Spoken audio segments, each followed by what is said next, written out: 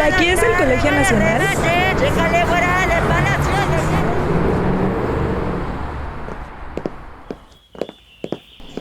Bienvenida al Colegio Nacional.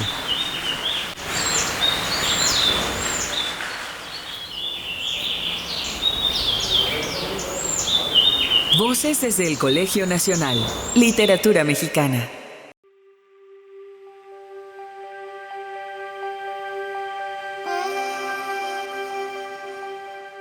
Continuamos con el ciclo de Trilogía Mexicana, en el que el maestro Juan Villoro analiza la obra de 3 autores mexicanos desde la perspectiva de la teatralidad. Y llega el turno a la conferencia El Teatro del Tiempo. Elena Garro. Escuchemos al maestro hablar no solo de la importancia de esta escritora, sino también de cómo el tiempo se fue prácticamente reinventando en los libros de la autora de los recuerdos del porvenir. A continuación, el maestro Juan Villoro, solo aquí, en Voces desde el Colegio Nacional. Hola, ¿qué tal? Bienvenidas y bienvenidos a este podcast sobre Elena Garro, que forma parte de un ciclo sobre la teatralidad de la literatura mexicana. En estas conferencias no nos estamos refiriendo específicamente a obras de teatro, aunque, por ejemplo, Elena Garro sea una consumada dramaturga, sino a las vertientes teatrales que puede tener la literatura. Nos ocupamos en este momento de la obra de una de las principales autoras de la literatura mexicana, cuya versatilidad la llevó a ser espléndida cuentista, dramaturga y novelista. Elena Garro nació en 1916 y falleció en 1998. Y una de sus características esenciales es la capacidad que tiene de representar la realidad en distintos niveles. En algunas obras de ellas, como por ejemplo Un hogar sólido, una obra breve de teatro, los personajes hablan desde un más allá. Están todos muertos y conservan la edad que tenían en el momento de fallecer. Se trata pues de una representación dramática de Elena Garro, en donde se sirve del teatro para abolir el curso habitual del tiempo. Y es que el tiempo es un elemento esencial en su narrativa. Por eso esta charla lleva el título de El Teatro del Tiempo. Para Elena Garro, una de las cosas más importantes que pueden ocurrir en el fluir de las historias es la de refutar el paso habitual de las horas y los minutos y el contacto con otras épocas o con otros momentos. Esta alteración pone en juego 2 categorías esenciales para medir el paso de los sucesos, que es, por un lado, la categoría del mito y por otro lado la de la historia. Tzvetan Todorov, el antropólogo de origen búlgaro que trabajó en Francia la mayor parte de su vida, estuvo con nosotros en el Colegio Nacional en el contexto de un homenaje a Octavio Paz y señalaba la diferencia esencial que había entre la concepción prehispánica del tiempo y la concepción de los conquistadores españoles. De acuerdo con Todorov, la conquista representó, entre otras muchas cosas, una colisión de 2 visiones temporales diferentes. Los miembros de las culturas prehispánicas orientaban su vida, al decir de Todorov, fundamentalmente a partir de la idea del mito, es decir, de aquello que no tiene principio ni fin, que tiene un origen difuso que se remonta al origen mismo de los tiempos y donde las cosas tienden a repetirse, es decir, es una concepción cíclica del tiempo. Por otra parte, los conquistadores tenían una concepción lineal de la historia. Se consideraban ellos sujetos y actores de los acontecimientos. Por lo tanto, ellos medían una cronología diacrónica. Las cosas ocurrían a través del tiempo y ellos eran los que dominaban esto. No había una concepción sagrada, mítica, circular de la temporalidad. Esta idea es, por supuesto, muy fecunda y nos sirve para explicar ciertas formas distintas de ver la realidad, pero naturalmente historiadores contemporáneos como Federico Navarrete y muchos otros han puesto en duda que el mundo prehispánico se rigiera exclusivamente por una concepción mítica. Simultáneamente operaba una concepción pragmática, racional, historicista. Ellos llevaban la cuenta de sus sucesos tal y como las llevaron los historiadores occidentales desde tiempo de Heródoto hasta nuestros días. Pero sirve contrastar la idea del tiempo circular que se repite y que forma parte del mito con la idea de la historia lineal, porque Elena Garro en su novela Los recuerdos del porvenir va a poner en juego ambas categorías. Lucía Melgar, una de las máximas especialistas en la obra de Elena Garro, ha señalado que para esta autora las palabras tienen una condición mágica, son picaportes que llevan a otra realidad, es decir, las palabras inventan un mundo alterno. Y esto nos lleva a algo que es esencial para todas las literaturas, que es la distinción entre la verdad y la mentira. Muchas veces se piensa que la ficción es necesariamente algo que forma parte del mundo mentiroso. Y sin embargo no es así, porque lo que se dice en la ficción, tal y como lo que ocurre en los sueños o en nuestros recuerdos o en nuestra ilusión del porvenir, son situaciones que no son comprobables, pero que forman parte real de nuestra vida. De acuerdo con Juan José Saer, autor del libro de ensayos El concepto de ficción, la diferencia entre la ficción y el testimonio no es la diferencia entre la mentira y la verdad, sino que es simple y sencillamente la diferencia entre lo inverificable y lo verificable. La ficción no tiene por qué ser comprobada, ocurre en la mente de los protagonistas, es una representación de la realidad, pero esto no significa que sea falsa, puesto que forma parte del mundo mental y todo aquello que ocurre en nuestra mente también forma parte de la realidad. La imaginación es producto de la realidad, surge de ella, pero también la transfigura, la cambia. Todos nosotros tenemos en mente cosas que son muy importantes aunque no hayan sucedido, que pueden ser desde falsos recuerdos hasta anhelos de cosas que vendrán, pero que todavía no suceden. Nuestra vida ocurre en el presente, pero también en la evocación del pasado y en la anticipación del futuro. Entonces, en Elena Garro, esto se mezcla de manera particularmente provechosa, porque en sus historias nosotros vamos a ver que hay algo que es real y que de pronto nos permite pasar a una realidad alterna, y esto hace que el tiempo fluya de otro modo. Lo que nosotros creíamos que iba a ser sucesivo, muchas veces instantáneo, veloz, se convierte en una realidad totalmente diferente, con reglas que obedecen a otra circunstancia. Es ahí donde las palabras, como dice Lucía Melgar, operan como estos pasaportes mágicos a otro mundo. Entonces, Elena Garro crea una realidad alterna y ahí entran en colisión o en combinación, mejor dicho, las categorías del mito y de la historia. Es decir, de lo que se repite y perdura de manera inmanente y de aquello que se transforma con las acciones de los seres humanos. Es muy importante en Elena Garro la mirada de los narradores, que suele ser una mirada excéntrica, una mirada descentrada que muchas veces remite a la infancia, una infancia perdida, cancelada, la infancia que suele tener otro tiempo. Los niños muchas veces viven en un presente demasiado largo, anhelando un futuro que no llega.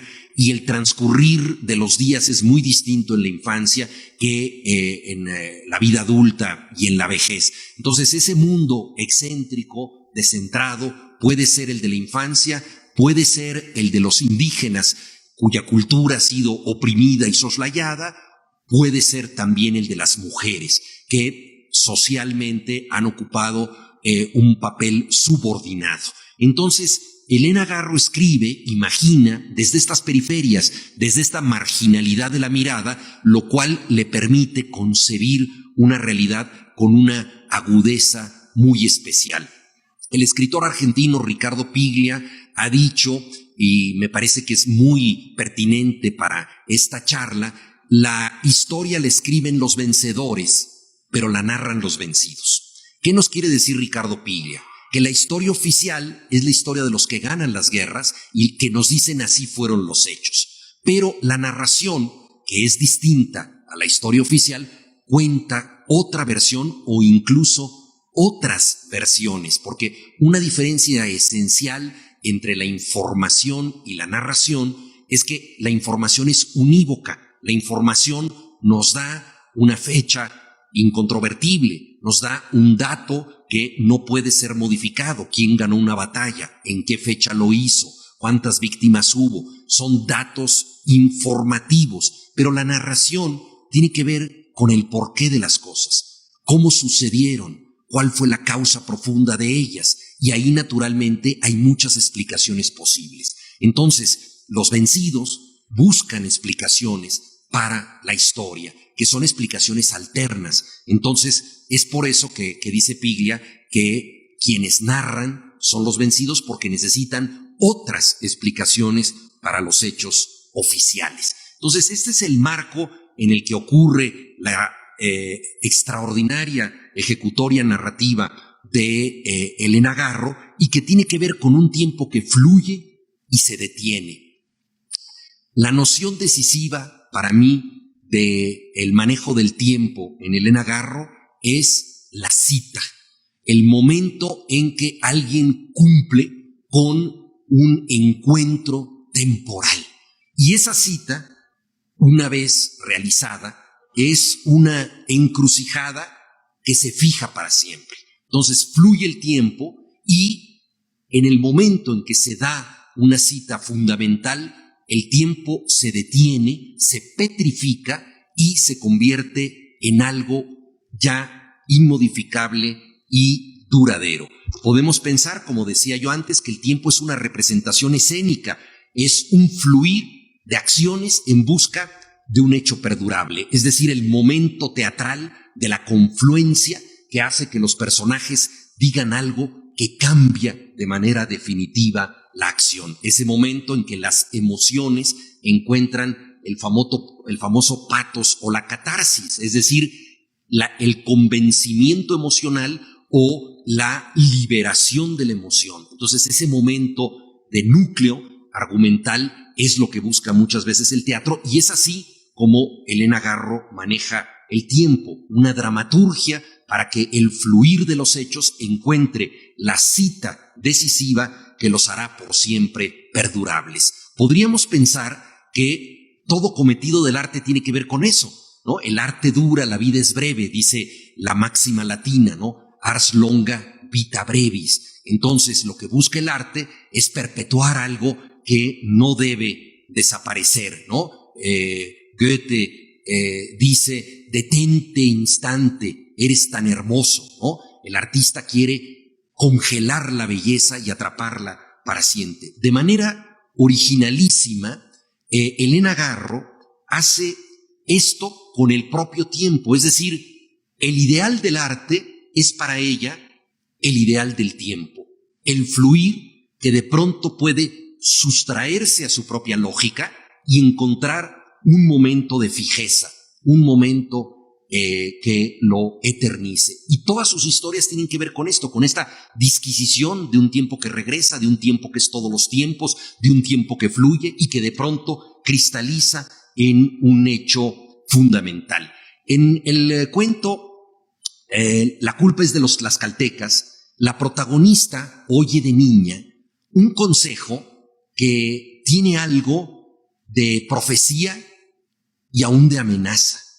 Le dicen de niña, las acciones se convierten en piedras. Fíjense qué imagen poética tan decisiva. O sea, los hechos que muchas veces son fugaces se pueden convertir en piedras. Hay que tener cuidado con ellos porque los hechos pueden encarnar en algo inmodificable. Pueden ser una piedra. La poética de Elena Garro puede ser vista precisamente como el paso de lo evanescente, las acciones fugaces, ¿no?, a lo que se fija para siempre con la fuerza mineral de la piedra, ¿no? Ese momento de cristalización, de consolidación. El paso de lo fugitivo a lo permanente, curiosamente tiene que ver con la muerte. Y digo curiosamente porque en muchos sentidos nosotros pensamos que la muerte es el fin de un destino, es el acabamiento. En Elena Garro puede ser el comienzo de otra cosa, es decir, la muerte puede ser una condena no deseada, pero también puede ser el inicio de otro tipo de existencia, y lo veremos más adelante. Entonces, muchas veces en este paso de lo fugaz a lo permanente, la muerte juega un papel.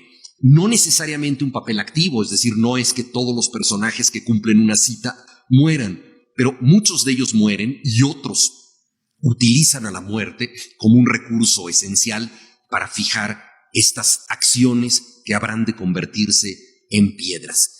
Y adviertan ustedes qué sugerente es el inicio de los recuerdos del porvenir a la luz de lo que vamos diciendo.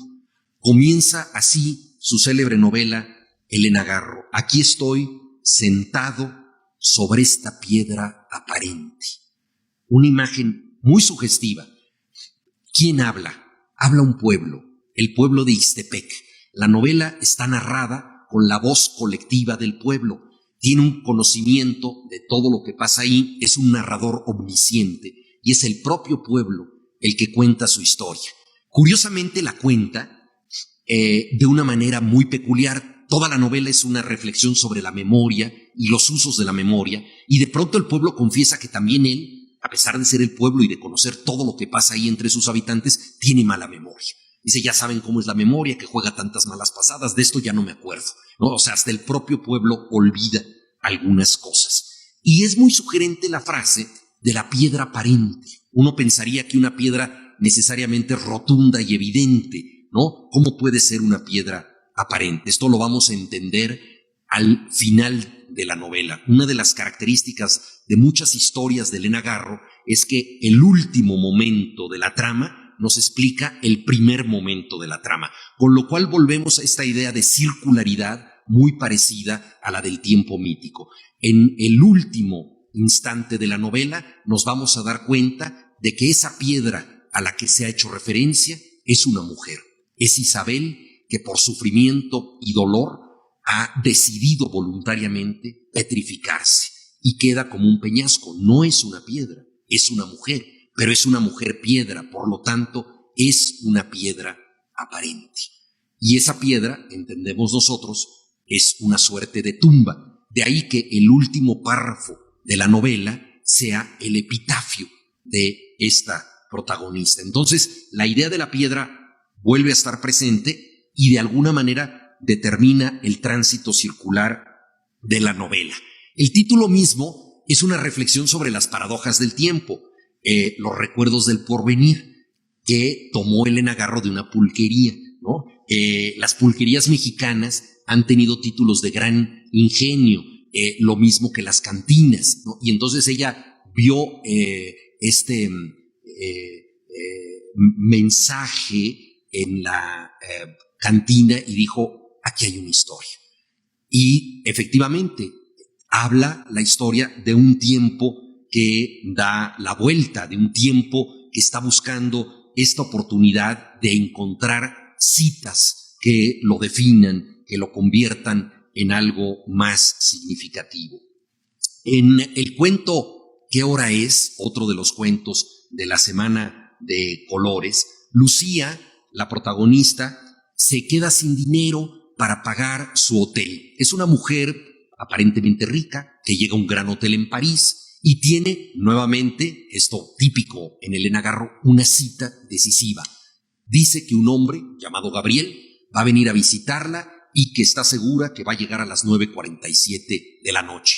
Eso lo dice el primer día de llegada y este día se eterniza, manejo peculiar del tiempo. Durante meses ella ya no puede pagar el hotel y entonces el gerente del hotel va a verla con la pena, es una persona a la que quieren y pues le dice, a ver, señora Laura, lo sentimos mucho, pero usted ya no está pagando el hotel. Y entonces ella le da un collar de perlas y el collar de perlas le compra hospedaje y luego se acaba el precio pagado por el collar de perlas y entonces va nuevamente el gerente del hotel a verla y le da unos diamantes. Y entonces el gerente avergonzado le dice, mire, señora, estos diamantes le podrían comprar muchos más días en otro hotel. Y ahí vemos nosotros un muy interesante intercambio. Las piedras, en este caso las piedras preciosas, sirven para comprar tiempo. Este es un símbolo de cómo utiliza Elena Garro el fluir del tiempo, que está buscando tener una fijeza, una cita y petrificarse. Una piedra preciosa es tiempo condensado y vale por eso y sirve para comprar más tiempo. Esto lo vamos a ver en el cuento ¿Qué hora es?, que también desde el título tiene que ver con el tiempo, ¿no? Entonces, en los recuerdos del porvenir, la narradora dice, el tiempo, bueno, la narradora Elena Garro, porque el narrador manifiesto es el pueblo de Ixtepec, ¿no? Entonces, la narradora Elena Garro, que hace hablar al pueblo de Ixtepec, dice, el tiempo se ha vuelto piedra, cada minuto que pasa es una roca enorme. Entonces vemos nuevamente este sistema que se reitera. En la novela, como en todos los cuentos de Elena Garro y en algunas de sus obras de teatro, estamos ante la búsqueda de otro tiempo, este tiempo sin tiempo del arte que decíamos nosotros, y que también es, y eso es muy interesante, el tiempo de la pasión, porque los amantes en su encuentro logran sustraerse del tiempo y por un momento logran incluso ser una sola persona, esta identidad que se da en el amor. Entonces, para Elena Garro, el amor es uno de los componentes esenciales para refutar el tiempo. Decíamos nosotros, el ideal del arte tiene que ver con sustraer algo del flujo y el desgaste de los días para eternizarlo, y de manera muy original Elena Garro lo hace esto posible en el tiempo mismo, es decir, busca que el tiempo suspenda su fluir y se eternice. ¿Cómo lograrlo? Ya habíamos adelantado una categoría, la muerte que fija tantas cosas. Otra posibilidad, el amor, la pasión, ¿no? Eros y Thanatos están en juego en esta condensación que le permite a Elena Garro llegar a citas especiales, momentos de cumplimiento en donde el fluir del tiempo se alterna. El tiempo, podríamos decir que para Elena Garro fluye de una manera nerviosa, de una manera inquieta e inquietante, y el propio tiempo parece estar buscando una fijeza, algo en que detenerse. Y entonces crea en su novela Los recuerdos del porvenir, Elena Garro, todo un paisaje que permite que nosotros estemos viendo una y otra vez formas en donde el movimiento deviene quietud. Una y otra vez en la novela aparece eso, de manera muchas veces muy sencilla. Por ejemplo, esta frase: las piedras humeantes se consumían en una hoguera fija, ¿no? Es decir, las piedras están humeando, nuevamente la importancia de la piedra, pero la hoguera está fija, ¿no? Entonces, movimiento y fijeza en una sola escena. Y esto abunda a lo largo de todo el libro. Y de pronto hay reflexiones como esta: el hombre acepta la violencia con la misma presteza con que acepta la quietud. Entonces, nuevamente esta dialéctica, ¿verdad? Con velocidad, con presteza, se acepta tanto el hecho violento como la quietud, dos extremos de la conducta. Una de las palabras más usadas a lo largo de la novela es inmóvil. Y esto aparece en muchas circunstancias, el tiempo inmóvil, algún elemento del paisaje, y nos está remitiendo una y otra vez Elena Garro a que aquello que fluye misteriosamente de pronto se detiene. Y nosotros lo que debemos lograr es entender ese momento en que lo que se detiene lo hace en forma significativa y perdurable. Hay un paisaje, por ejemplo, donde dice: en su tiempo inmóvil, los árboles no cambiaban de hojas. Una naturaleza quieta. Habla, por ejemplo, de un infierno circular, ¿no?, que regresa sobre sí mismo. ¿Cuál es el tiempo real de la novela? La novela se ubica en las postrimerías de la Revolución Mexicana. Ahí comienza, ha terminado ya la lucha armada, y critica de manera muy enfática a los gobiernos de Carranza, Obregón y Calles. Ese es el tiempo real de la novela, que está perfectamente documentado. Hay un general, Rosas, que está a cargo del pueblo de Ixtepec y que lo domina con abuso. Es alguien que ha llegado al poder por las armas, tiene el dinero que le han dado los abusos revolucionarios, vive en un hotel en compañía de una prostituta, los demás generales tienen otras queridas, y abusa prácticamente de todos los miembros del pueblo. Establece una tiranía patriarcal. Digamos, es un Pedro Páramo armado, ¿no?, que está dominando el pueblo de Ixtepec. Y dice Elena Garro que domina a los demás, los convierte en súbditos como si fueran sus sombras inmóviles. Nuevamente la idea de inmovilidad, y dice: para construir un mundo fijo. Es decir, también el poder tiene este anhelo de fijeza, de condenar las cosas, ¿no? En una descripción dice: el mundo se queda fijo como una tarjeta postal. La imagen de tarjeta postal como un mundo congelado. Curiosamente, en el relato La culpa es de los tlaxcaltecas también va a aparecer la imagen de la tarjeta postal como un mundo fijo, nada más que ahí adquiere otra significación añadida, que es la siguiente: se describe un paisaje como una tarjeta postal, pero luego se lee el reverso. Y hay dos realidades que se comunican en esa tarjeta postal, digámoslo así, que una imagen está en un tiempo y el mensaje está en otro tiempo, porque ese cuento, que veremos después en detalle, La culpa es de los tlaxcaltecas, habla de un cruce de tiempos. Entonces, en este caso, en Los recuerdos del porvenir, esa tarjeta postal es de la revolución detenida, esa lucha que inició como una lucha en busca de justicia y de democracia, que inició con Madero por el lado de la democracia y se enfatizó la causa de la justicia con los ejércitos populares de Villa y Zapata. Es ya una revolución traicionada, y uno de los beneficiarios de esa revolución, el general Rosas, domina el pueblo. Entonces ha convertido ese pueblo en un espacio donde los días y las noches eran ilusorios, un espacio de tiempo detenido, ¿no? Una de las queridas de los militares dice: nadie cae, este presente es mi pasado y mi futuro es yo misma, soy siempre el mismo instante.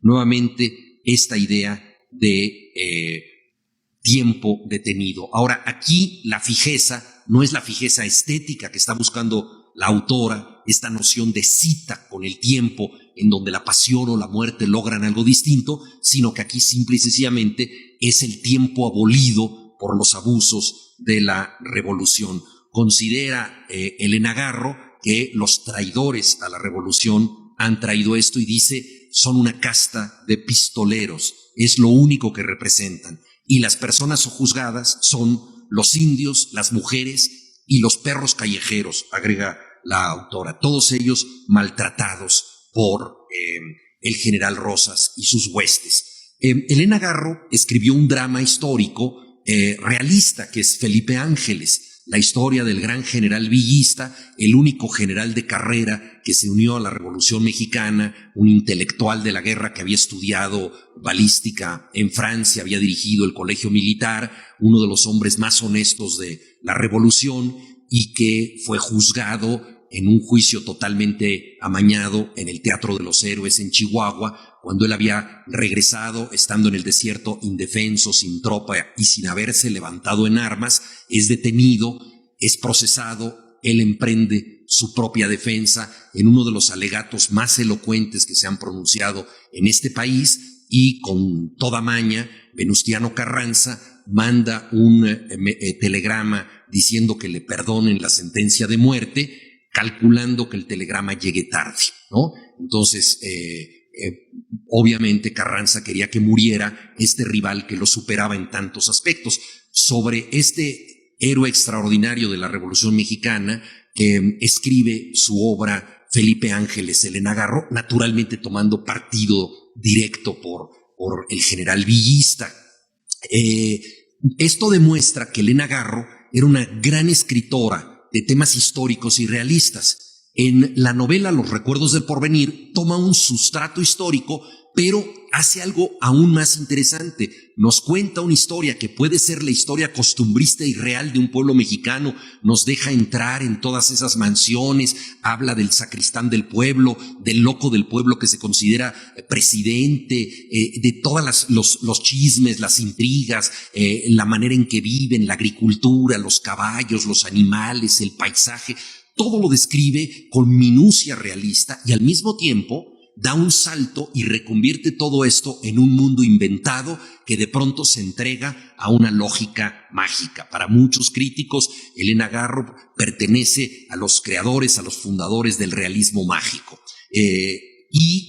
Sin duda alguna es precursora de obras como las de Gabriel García Márquez, que sin duda aprendió bastante en las páginas de Elena Garro, ¿no? Y entonces, al recrear este tiempo, por ejemplo, habla de la casa en L, de la familia Moncada, donde allí no corre el tiempo. La verdad, ya para esas alturas, pues prácticamente el tiempo no corre en ningún lugar en la novela, y sin embargo pasan muchas cosas, porque es una novela de acción, es una novela en donde el general está sojuzgando al pueblo y de repente llega un fuereño, Felipe Hurtado, una persona que nunca ha cruzado ese pueblo y que lo va a modificar.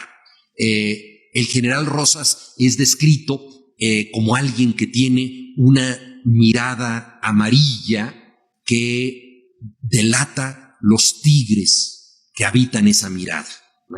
Una imagen fulgurante, una mirada amarilla que acusaba los tigres que la habitaban.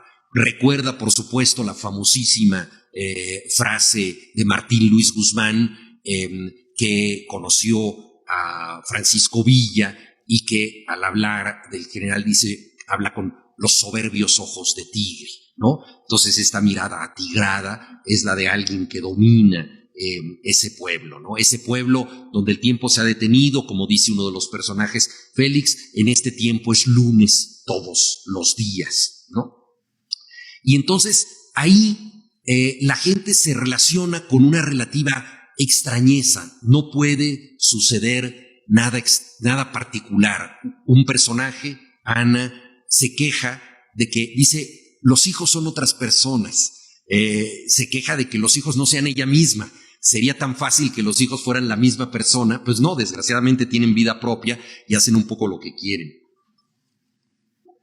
Y entonces en este lugar donde aparentemente no puede suceder nada, o sea, prepara maravillosamente este tiempo con una dramaturgia. Ahí vemos nuevamente el talento de Elena Garro como dramaturga para escribir una novela en donde prepara lentamente una llegada insólita. Nada puede suceder y de pronto todo sucede. Felipe Hurtado, les decía yo, altera la lógica. Llega y de inmediato y sin ningún reparo empieza a cortejar a Julia, que es la querida del temible general Rosas. Se hospeda en el Hotel Jardín y de inmediato ya está junto a la hamaca donde ella está acostada y aparentemente ya la está cortejando. Un poco más adelante en la trama sabemos que él conoce el apellido de Julia, que hasta ese momento no se ha dicho en la novela.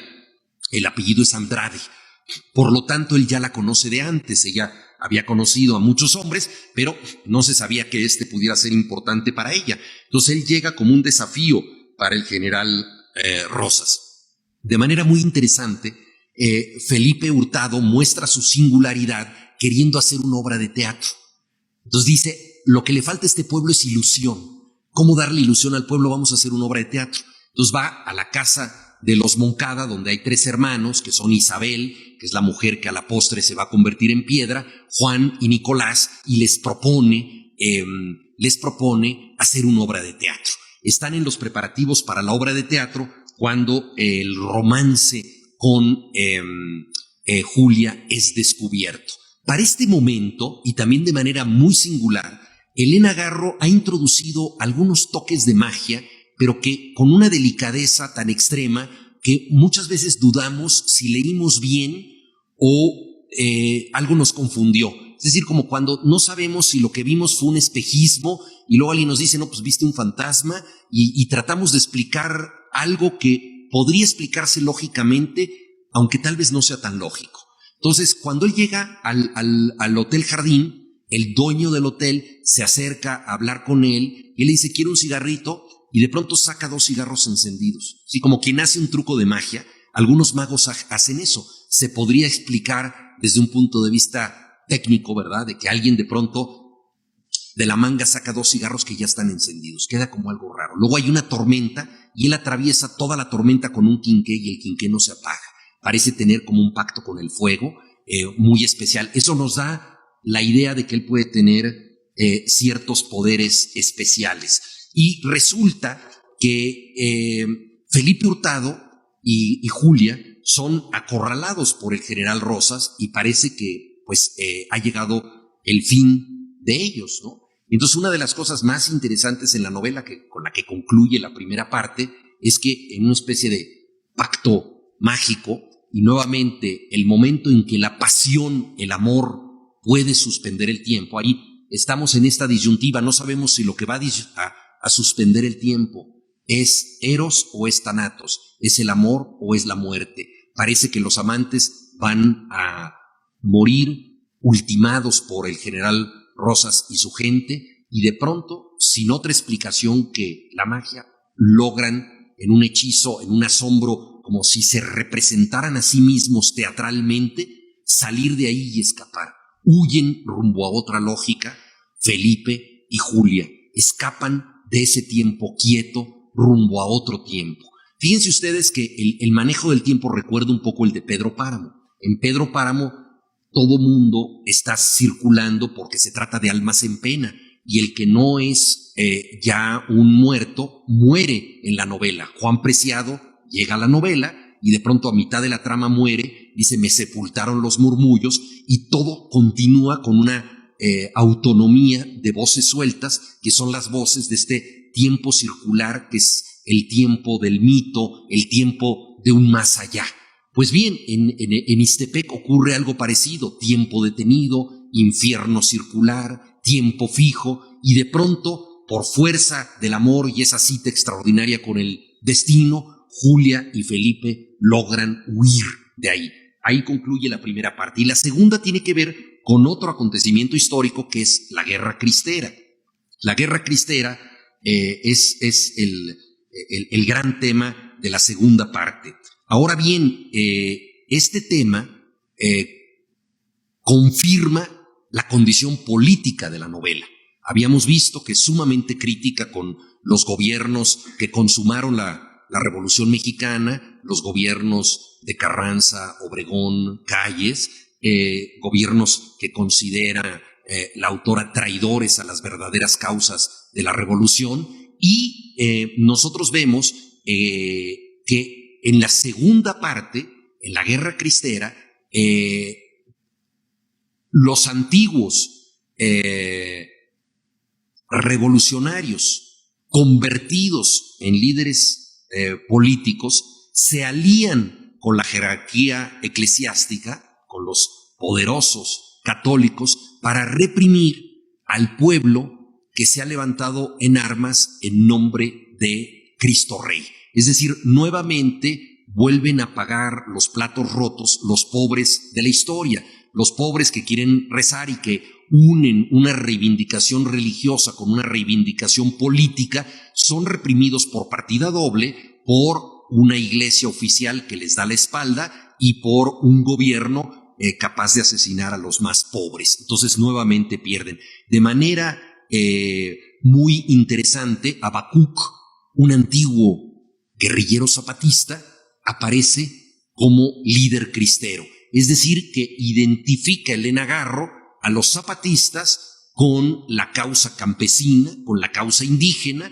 que ahora se expresa a través de los cristeros. Entonces, nuevamente se da una represión de los más pobres. Abandonado por Julia, el general Rosas entra en un momento de cólera y tiene que reprimir a ese pueblo en el que vive. Entonces se ensaña con la familia Moncada. Hay un momento muy mexicano en la trama, porque para salvarse de su enemigo, los adversarios lo invitan a una fiesta. Es decir, le arman una fiesta al general y dicen, venga con nosotros, lo queremos, y piensan que si se la pasa bien en la fiesta, no los va a investigar. Entonces esa fiesta se convierte en el núcleo de la averiguación y ahí se encuentran, después de mucho tiempo que pasa, es una fiesta como que no termina nunca. O sea, el general prácticamente arresta a los que están en la fiesta, se convierte como en la película de Luis Buñuel, El ángel exterminador, no pueden salir de la fiesta, los tiene detenidos, ¿no? Ahí, hasta que encuentra armas para los cristeros y propaganda subversiva. Entonces, tiene motivos para reprimirlos y se ensaña con la familia Moncada, que es la familia que iba a representar la obra de teatro con Felipe Hurtado, la familia en la que estaba a cargo esta ilusión que necesitaba el pueblo, que era el teatro. Entonces mata a uno de los hermanos, a Juan, apresa a otro, a Nicolás, y convierte a Isabel en su amante. Entonces esta es una situación terrible, porque la lucha fratricida que ya estaba dada en la guerra cristera adquiere aquí particular cercanía en la figura de los hermanos sobrevivientes. Isabel, que es amante del general, y Nicolás, que ha sido apresado por el general. Entonces estamos pues ante una tensión enorme, ¿no? Y esto va a derivar en un final, lo cuento, no espero no ser spoiler de quienes, pero digo, la novela ya se ha leído tanto desde hace tanto tiempo y pertenece a la tradición que creo que podemos discutir este final, porque es un final de corte shakespeariano absolutamente apasionante. Y entonces es el final en donde Isabel, que ha sido fría, que ha sido indiferente, es muy interesante porque es fría con el general, pero también es fría con su propio destino. Parece no estar animada por una capacidad de resistencia hasta que finalmente entiende que debe salvar a su hermano Nicolás y pide por su perdón. Y el general, de mal ánimo pero resignado, decide fusilar a 4 personas y salvar a una. Esa persona salvada sería Nicolás, pero Nicolás no acepta el perdón. Regresa al lugar de los fusilamientos cuando ya el general había dado orden de que lo alejaran. Él regresa voluntariamente y dice, falto yo, a mí me matan. Es un mártir. Y entonces lo fusila. Pero Isabel no se entera de esto. Para ella, su amante no le concedió el perdón a su hermano. Y es ese momento de dolor por equivocación, entre otras cosas, pero también por la tragedia real, que decide convertirse en piedra, o que se convierte sin que tenga otro destino posible en piedra. Sabemos entonces que esa piedra aparente es una tumba y a continuación viene su epitafio, se resume su historia. Entonces, la novela tiene que ver con muchas condiciones extraordinarias, una trama siempre sugerente, una tensión dramática muy fuerte, una descripción de la realidad mexicana con visos costumbristas perfectamente detallados, lo cual incluye el paisaje, el clima, todo con una prosa de una extraordinaria tensión narrativa y al mismo tiempo de una gran capacidad lírica y poética, una reflexión sobre el tiempo y también la construcción de una tragedia que no deberá olvidarse. Hay acciones que se convierten en piedra, esta es una de ellas. Y creo que la novela en ese sentido trabaja justamente en esta dirección. En un libro de cuentos bastante posterior,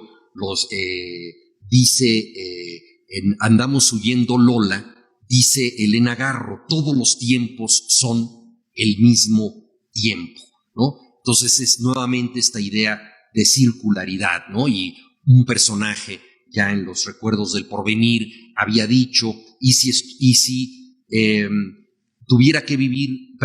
estuviera viviendo las horas de un futuro inventado, o sea, si el presente que ahora vivimos es un futuro que no existe, o sea, nuevamente esta inseguridad respecto al tiempo.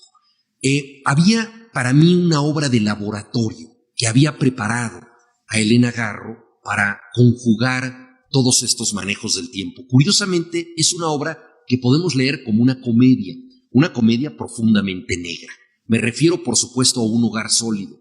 Es una novela que ocurre en la cripta familiar, en donde los que han muerto tienen en el más allá la edad que tenían cuando murieron. Entonces, un pariente puede tener 20 años y ser la madre de otro pariente que es mucho mayor, porque cada quien tiene la edad en que murió.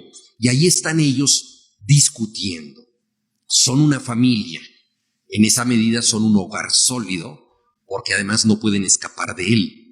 El tema recuerda mucho a los grabados de José Guadalupe Posada y las famosas calaveras.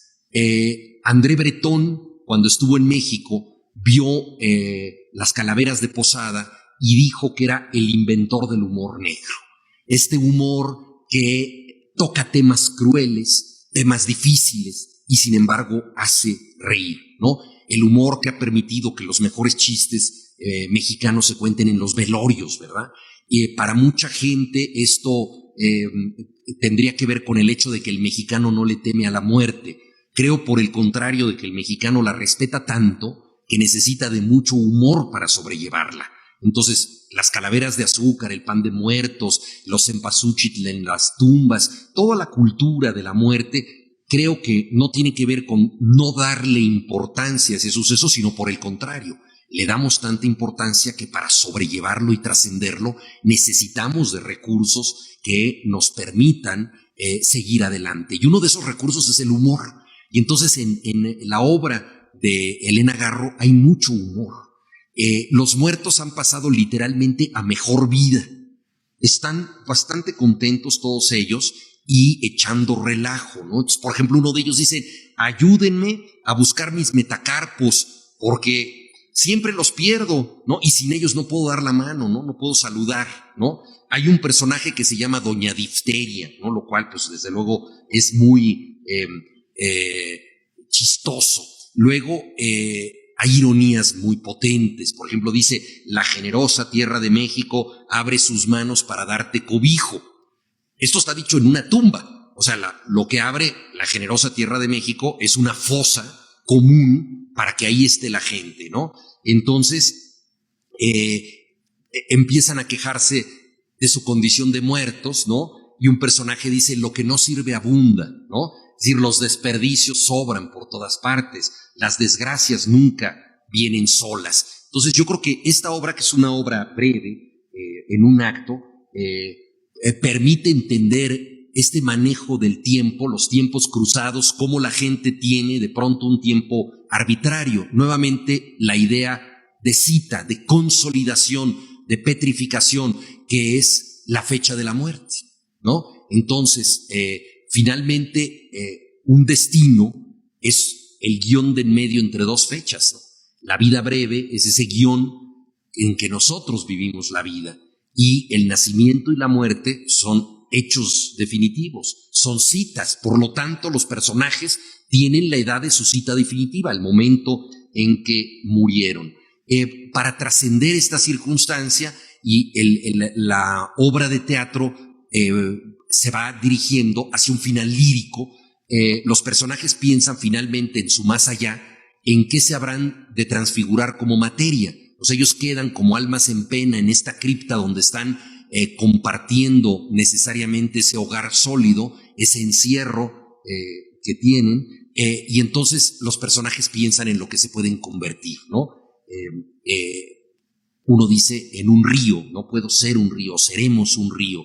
Otro dice, seré la nieve que cae. Otro ya más preciso y con cierto gusto por causar molestias desde el más allá, con cierto humor, dice, yo quiero ser el cardillo para hacer llorar a la gente que lee junto a una ventana, ¿no? El cardillo, ese reflejo incómodo de la luz, ¿no? Que muchas veces da cuando se refracta contra un cristal, contra un espejo, contra una ventana, y entonces le golpea a una persona. Entonces tiene ese ideal tan preciso, se van volviendo cada vez más precisos los posibles más allá transfigurados, aquello en lo que se pueden convertir de manera, digámoslo así, panteísta, ¿no? Y entonces de pronto uno dice, bueno, yo puedo ser gusano, ¿no? Y otro dice, fíjense ustedes qué frase, que yo ya no sé si es de humor negro o si es trágica, dice, no grites cuando tú misma corras por tu cara. Refiriéndose, te vas a convertir en gusano, pues no vayas a gritar cuando tú misma, hecha gusano, corras por tu cara, ¿no? Una imagen tremenda. Y luego otro también dice una imagen de angustia ante la muerte, que dice, ¿qué tal que yo me convierto en todos los ojos de los perros mirando pies absurdos, ¿no? Es decir, perros hacia abajo que nada más ven los pies absurdos. Y un personaje dice, da miedo ser todas las cosas. Entonces, así como un tiempo es todos los tiempos, y los lunes pueden ser todo el año, así también en esta transfiguración de la materia, todo puede ser todas las cosas. Y el último parlamento de la obra es un hogar sólido, eso soy yo, las losas de mi tumba. Termina también con una tumba esta historia y con la idea de una piedra, ¿no? La tumba. Entonces esta identificación con lo que ya no se puede modificar. Esta obra extraordinaria fue incluida por Silvina Ocampo, Adolfo Bioy Casares y Jorge Luis Borges en su antología de la literatura fantástica.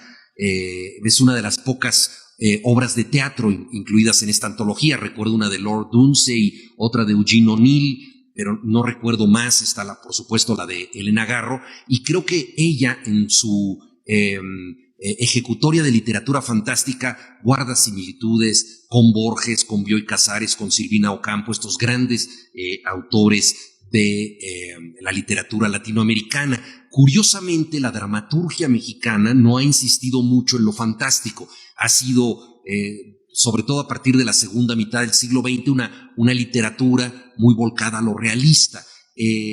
Elena Garro es la figura de excepción que hizo una extraordinaria dramaturgia fantástica que guarda una consonancia muy rica con sus cuentos y con su novela Los recuerdos del porvenir.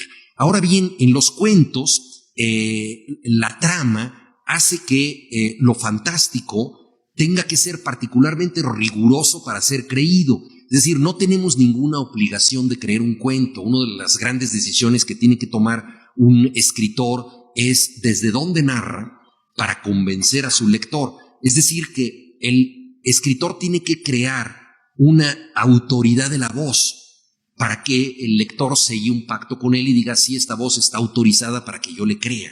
Eso no quiere decir que lo que diga tenga que ser comprobable, porque ya vimos que la ficción no tiene que ver con lo verificable, sino lo que quiere decir es que tiene que ver con lo que puede ser creído. Y en eso trabaja con especial maestría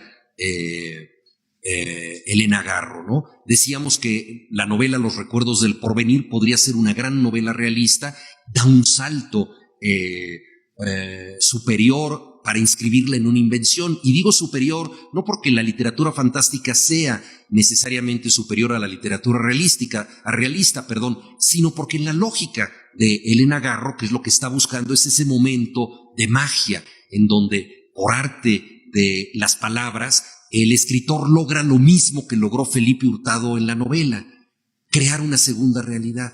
Él está acosado y por medio de un pase mágico, por medio de un ilusionismo, él que ha propuesto el teatro como ilusión, logra escapar, ¿no? Y lo mismo ocurre en la creación de la novela.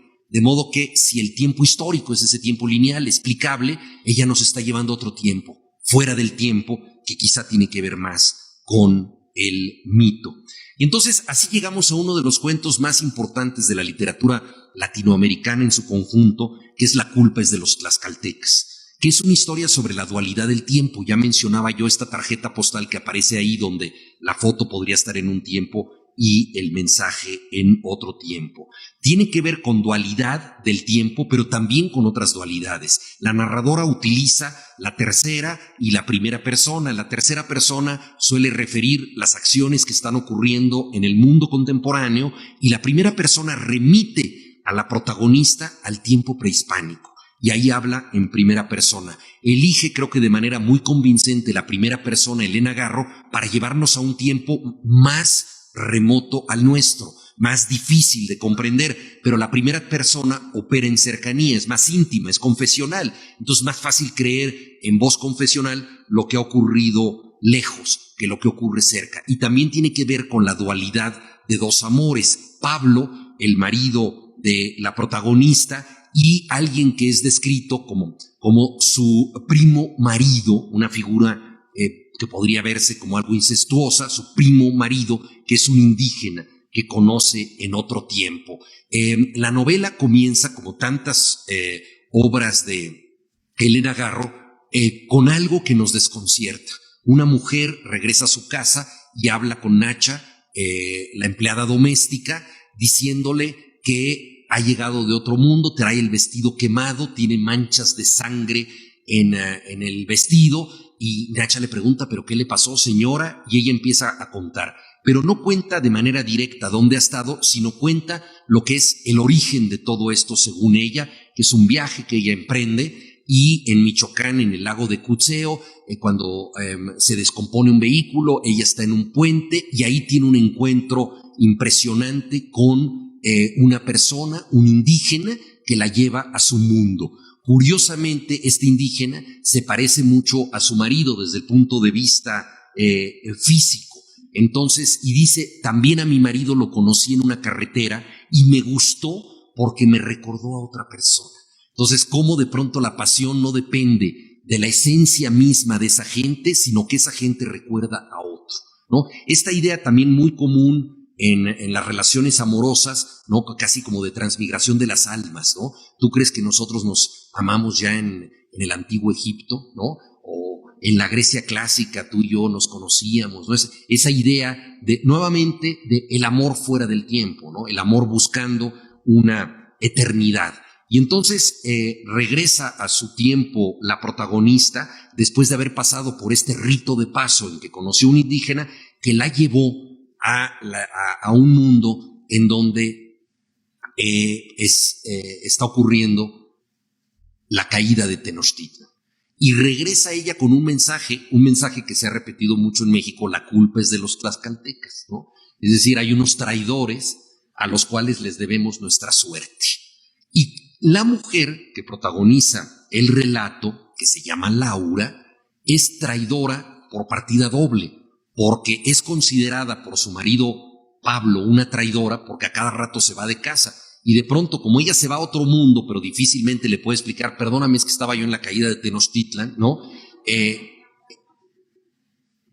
Él va a la policía y dice, pues hace 2 días que no veo a mi mujer, aparece una noticia en el periódico, desapareció la señora Laura, etcétera. Entonces él naturalmente se va cansando y la considera una traidora a su tiempo, ¿no? Y traidora a él, piensa que puede tener otro amorío. En cierta forma, esa es la razón, pero es un amorío a través del tiempo, y en ese otro mundo también es visto como una traidora, como una tlaxcalteca que no está cumpliendo con lo que debía ser, la ley y el llamado de su sangre. Y le dice con cierto paternalismo el hombre, de todas maneras yo te quiero. Y entonces Laura es en el mundo prehispánico una traidora y en este mundo una traidora. Y nosotros vemos que la traición, la condición de traidora, es vista como una condición inmanente, como un destino. Ella nació traidora. A lo largo del cuento, a mi modo de ver, no comete ninguna traición, porque en realidad ella es leal a dos realidades. Una vez transportada al mundo de la conquista, es leal a su primo marido. En el mundo actual, es leal a Pablo. Ciertamente, sobre todo cuando llega de la conquista, porque si nosotros tenemos la oportunidad de viajar en el tiempo y de estar en un mundo muy diferente al nuestro, pues de pronto nuestros parientes nos pueden parecer muy aburridos, ¿no? Si tuvimos la suerte de estar, no sé, en la caída de Constantinopla, ¿no? Y entonces llegamos y pues está la cena igual que siempre y todo, nosotros decimos, pues qué aburrido es este mundo. Entonces, cuando ella regresa con Pablo, se da cuenta de que Pablo es un hombre tedioso, que dice que no habla con palabras, sino con letras. Fíjense qué interesante descripción, ¿no? Es decir, es alguien que no comunica, dice cosas, pero lo que dice no comunica, ¿no? Es un hombre bastante aburrido, impaciente, que todo el tiempo le está preguntando a ella ¿en qué piensas?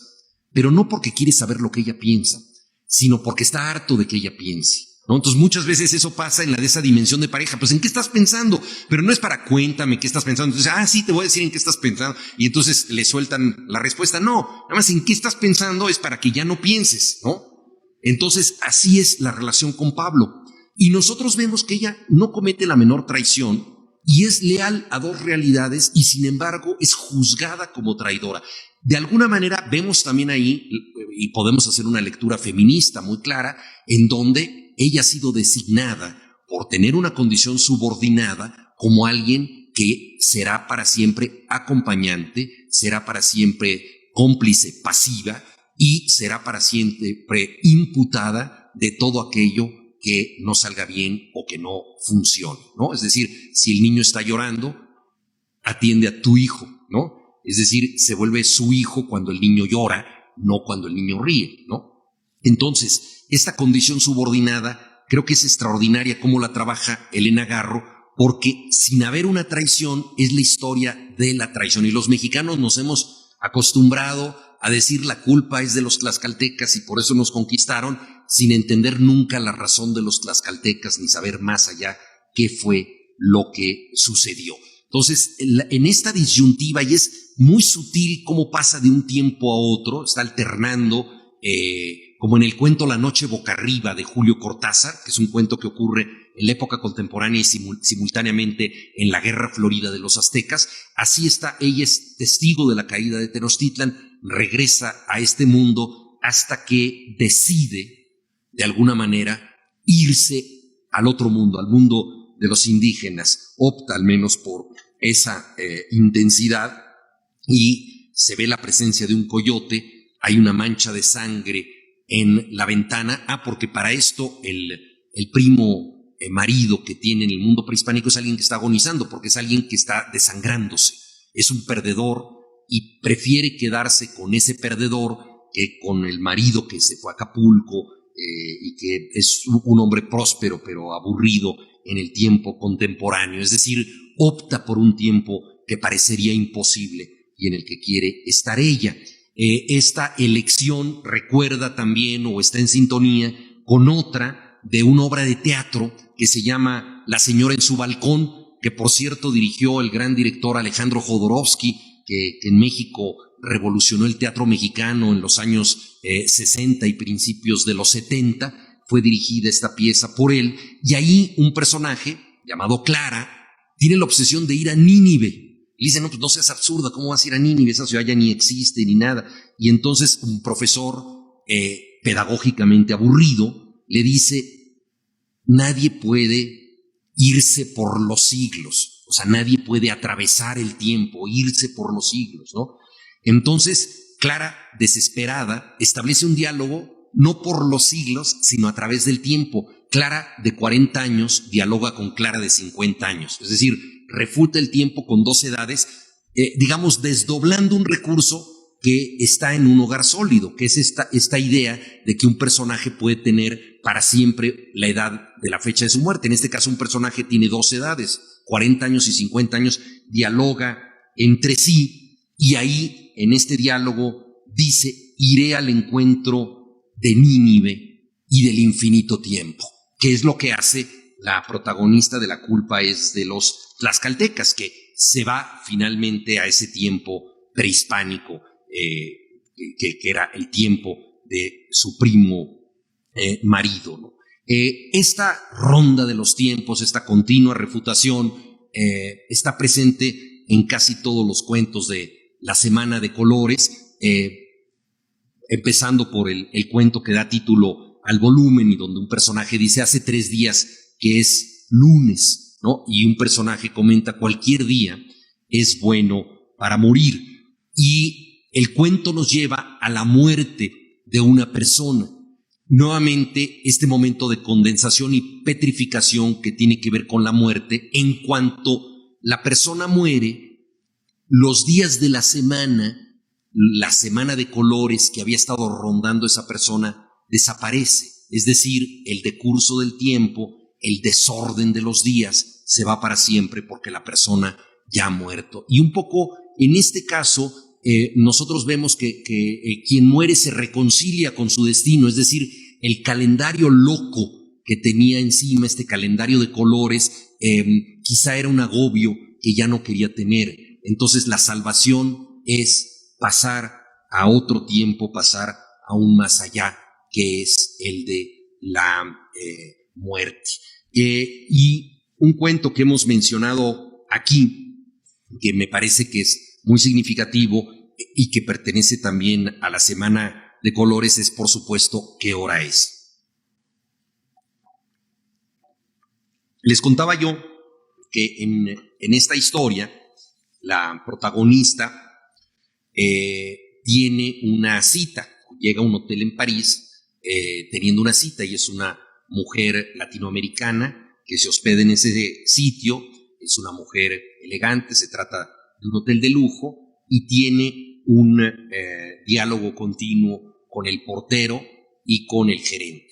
El portero está acostumbrado a ver toda clase de personas que le han preguntado muchas cosas, pero prácticamente nadie le ha preguntado nunca, o al menos no se lo ha preguntado tantas veces, qué hora es. Ella está obsesionada con la hora porque está esperando a una persona que se llama Gabriel, que va a llegar a las 9:47 desde Londres.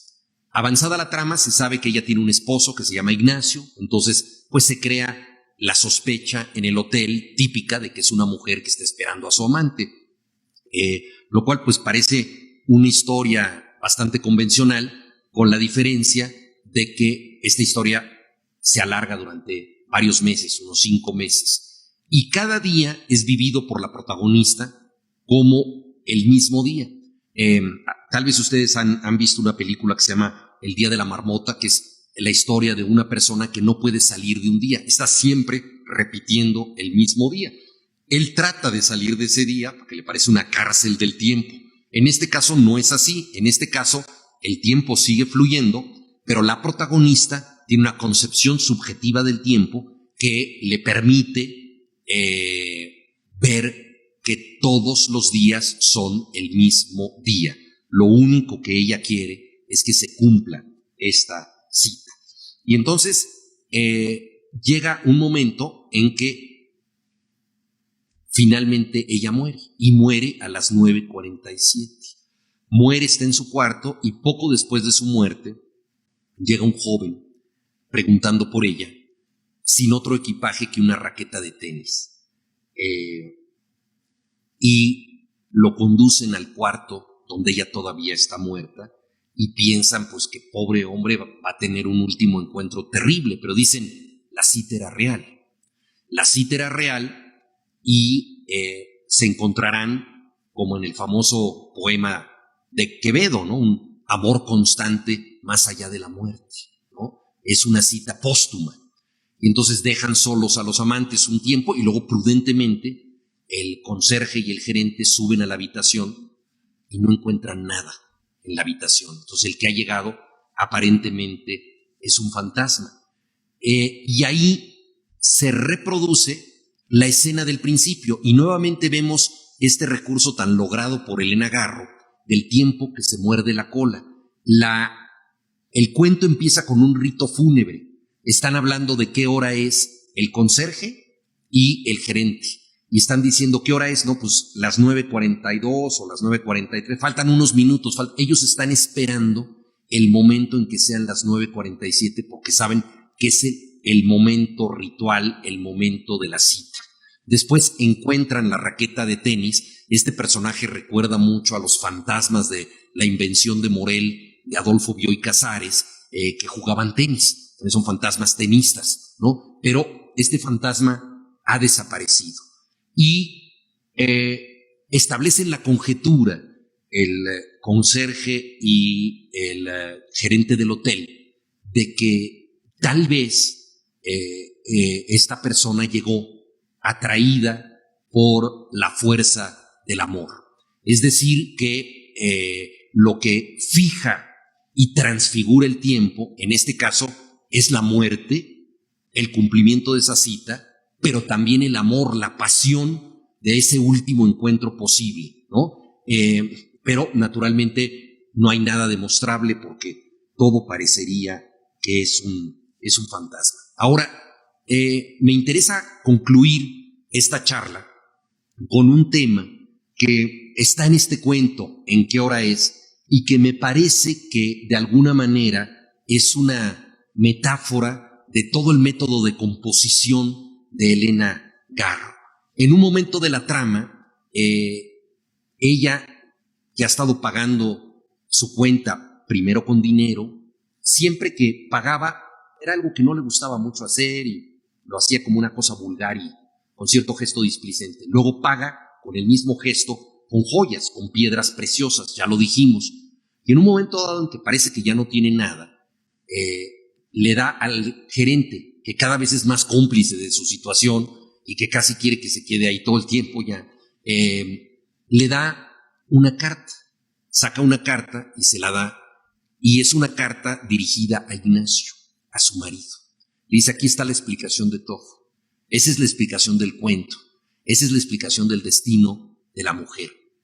Pero el gerente no habla español y la carta está escrita en español, él es francés. Entonces él ve la carta y lo único que entiende en la carta es la palabra Ignacio, y por eso sabemos que está dirigida al marido y nada más. Entonces él le dice, yo no entiendo esta carta, y ella le dice, este es mi secreto. Y recuerda ella que cuando era niña le atraía mucho el fuego y ella quería acercarse lo más posible al fuego y quería de niña ser una salamandra, ¿no? Las salamandras atraídas por el fuego. Entonces toma la carta y la quema. Nunca sabemos lo que dijo la carta. Un secreto solo vale si se guarda, ¿no? Si lo confesamos, deja de ser secreto. Entonces, a mí me parece que en esta pequeña escena tenemos cifrada la estética de conjunto de Elena Garro. Por un lado, una escritora que se atrevió a jugar con fuego, se atrevió a jugar con estas pasiones extremas, se atrevió a indagar y cuestionar la historia de México, se atrevió a recrear el mundo en géneros distintos de manera excepcional, a inventar realidades, a hablar desde los márgenes, con las voces de quienes no habían hablado, y al jugar con fuego convocó un acto de magia, como Felipe Hurtado cuando sacó sus 2 cigarros encendidos o cuando atravesó la tormenta con un quinqué que nunca se apagó con el agua, ¿no? Pero como buena hechicera escondió sus trucos, se llevó el secreto, ¿no?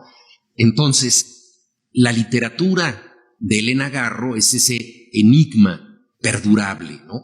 Esa carta incendiada que no sabemos exactamente qué contenía, pero que estamos obligados a imaginar, ¿no? Entonces, conocemos el resplandor de su poética, ¿no? Pero el fuego que la anima, ¿no? Los misterios de su creación serán siempre un enigma insondable, como esa carta que ardió, ¿en qué hora es? Muchas gracias.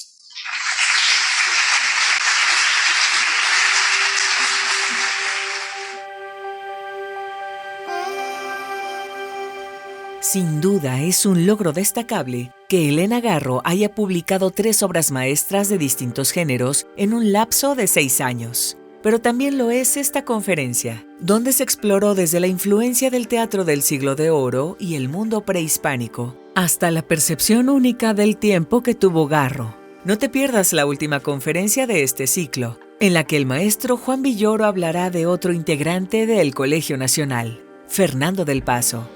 Solo aquí, en Voces, desde el Colegio Nacional.